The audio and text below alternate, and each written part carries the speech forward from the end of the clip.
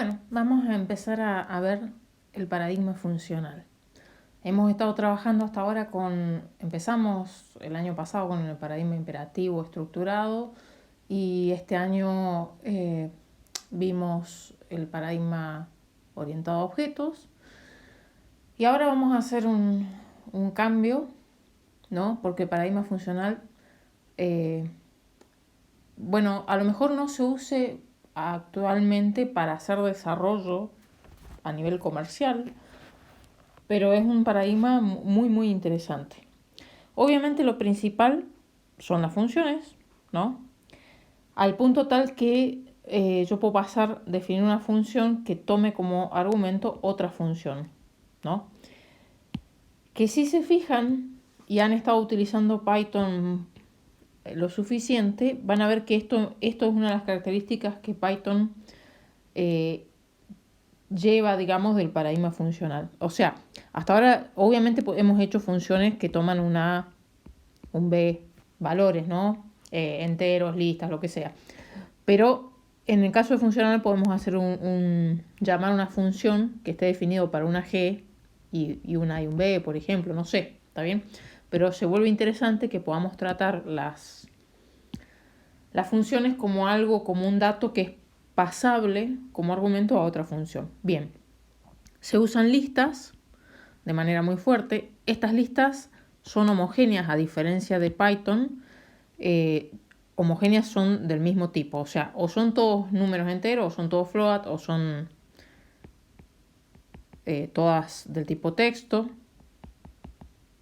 ¿Está bien?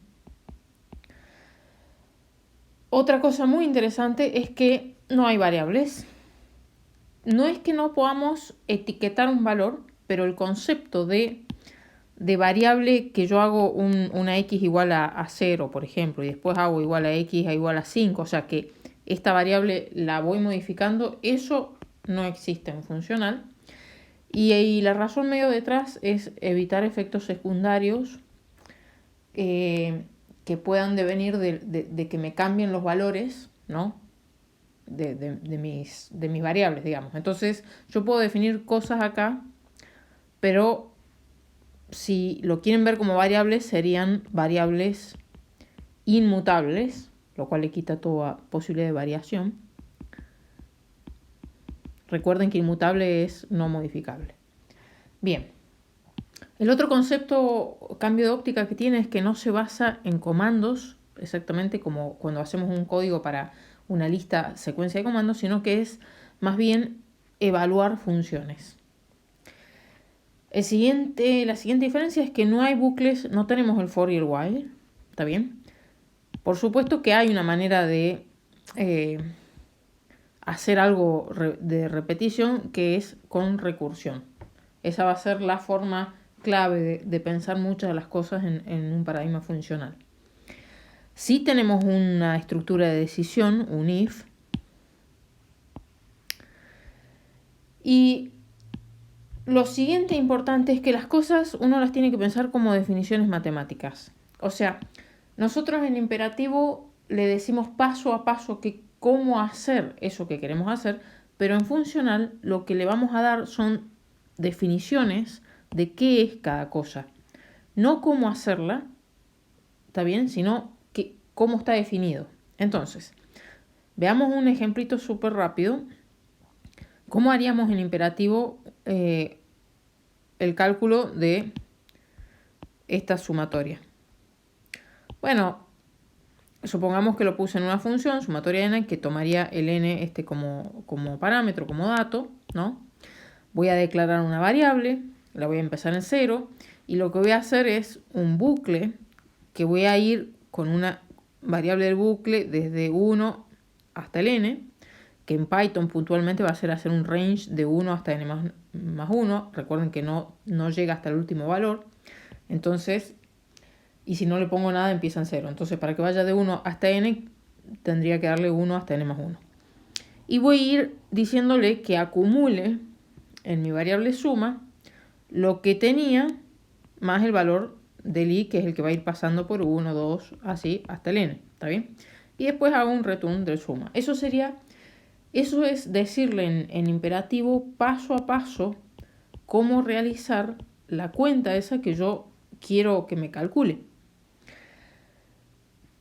Si yo lo estuviese pensando en funcional, ese mismo código lo tendría que pensar como una definición. Decir, bueno, esta suma puntual que yo quiero desarrollar toma un n, ¿no?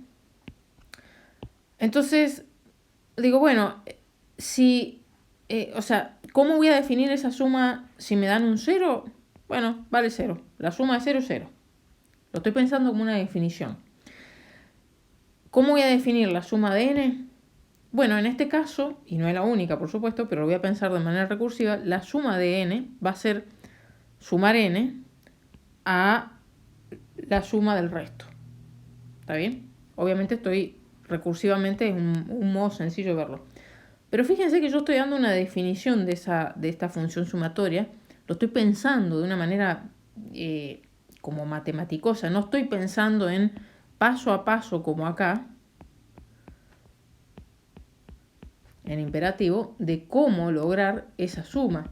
Sino que estoy diciendo más bien que cumple.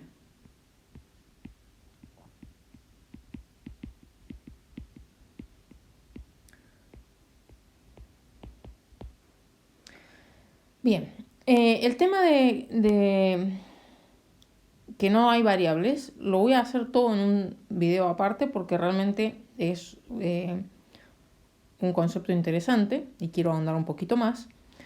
Y ya vamos a entrar en el lenguaje que vamos a usar y demás, pero por ahora quiero que les quede por lo menos una descripción de lo que sería el paradigma funcional en sí.